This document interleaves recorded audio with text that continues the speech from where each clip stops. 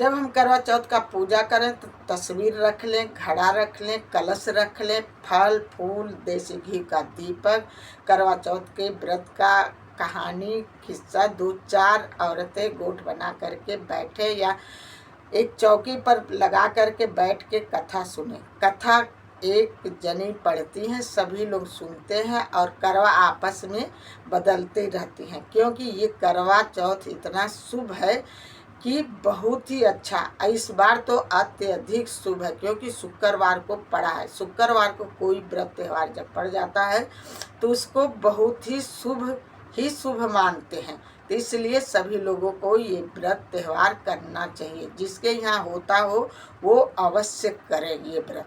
चौथ का व्रत का यदि कथा सुनने बैठे तो पहले गणेश जी का पूजा करके तभी हम आगे कोई व्रत त्यौहार किताब। करवा चौथ के दिन यदि हम पूरा दिन निराजल व्रत रहते हैं, संध्या के समय हम पूजा पाठ करते हैं, तो सुबह साधारण जैसे नहा धो करके हमें मंदिर में गौरा पार्वती जी का दर्शन जरूर करना चाहिए, क्योंकि शंकर जी के जटा में चंद्रमा विराजमान है, चंद्र देवता विराजमान है। तो मंदिर में जा करके शंकर भोलेनाथ का दर्शन जरूर करें, क्योंकि शंकर जी के जटा में चंद्र देवता विराजमान है।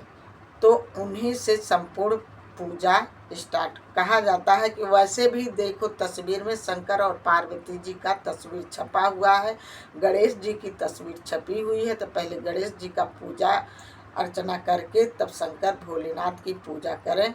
उसके बाद उसमें कहानी लिखी है, कार्तिक का कहानी लिखा हुआ, उस कहानी को पढ़ करके अपनी कलश अदला बदला करके फेर के तभी हमारी जिस दिन व्रत हम रखते हैं, जब हम संपूर्ण पूजा करके उठते हैं तो हमें चाहिए कि हम उस दिन हम अपने हाथों से और अपने जो हमसे छोटी हैं देवरानी उनको गले लगे, बड़े जो हैं हमारी जिठानी उनका पैर छू के आशीर्वाद, अपने सासू माँ का पैर छू करके आशीर्वाद लें, अपने आस पड़ोसी को हाथ जोड़कर अभिनंदन करना चाहिए, क्योंकि ये व्रत बहुत ही अच्छा, बहुत ही सुखमय है। क्योंकि इस बार का व्रत शुक्रवार को ही पड़ा है, तो इसलिए हमेशा यही बार बार कह रही हूँ कि आप लोग पहली बार उठाना चाहते हैं तो इस व्रत को जरूर उठाइए।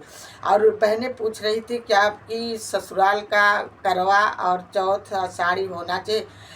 यदि आपके पास नज़दीक है तो 1 महीना पहले से ही करवा भेज दिया जाता है। जिसके यहाँ बहुत ही ज़्यादा दूर है, आने जाने में बहुत पैसा खर्च होगा, तो प्लीज़ ऐसा नहीं है। ये मन चंगा तो कटौती में गंगा, आप अपने ही पैसे से लेकर के पूजा पाठ कर सकती हैं।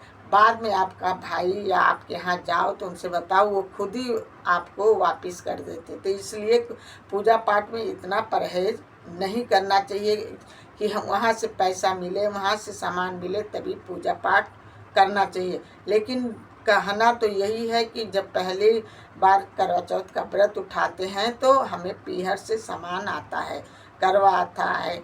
और सासू माँ पहली बार उठाते हैं तो अपने बहू को सरगही देती है, मिठाई फल। तो ये सब चीज़ें हैं। वैसे तो जैसे आपके यहाँ होता होगा वैसे ही करना चाहिए, और दूसरों का नियम नहीं करना चाहिए। आप अपने घर में बड़ों से पूछ करके ही करना चाहिए। आपको आपके बड़े बूढ़ों से पूछ करके हर कार्य करना चाहिए। जैसे होता होगा आपके यहाँ वैसे ही करना चाहिए आपको। मेरी वीडियो अच्छी लगी हो प्लीज़ एक लाइक एक सब्सक्राइब जरूर करना।